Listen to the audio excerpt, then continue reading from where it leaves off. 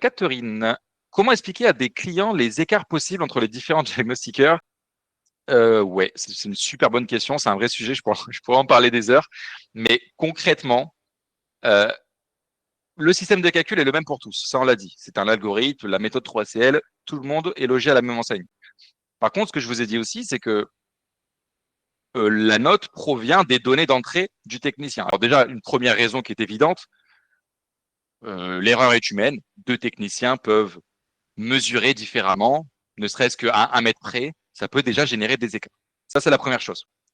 Il peut aussi se tromper d'identification. Il y en a peut-être un qui va reconnaître que c'est une chaudière à condensation et l'autre va juste mettre une chaudière. Donc ça, l'erreur, bien sûr, peut justifier les écarts entre des DPE, mais il y a autre chose aussi, qui n'est pas une erreur.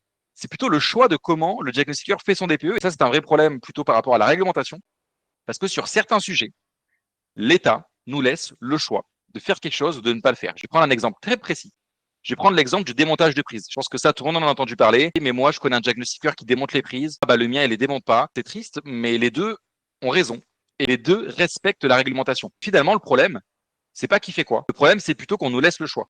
Parce que forcément, nous laissant le choix, ça va créer des disparités entre deux DPE différents. Donc voilà aussi pourquoi, des fois, vous avez deux DPE différents. Et en fait, les deux sont bons.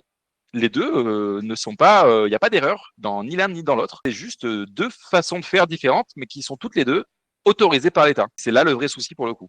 L'État aurait dû, dans la réglementation, dire non, le diagnostiqueur doit ou ne doit pas démonter les prises.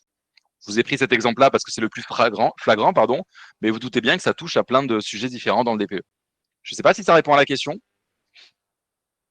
mais voilà 3 grandes raisons de pourquoi deux DPE peuvent être différents entre deux diagnostiqueurs.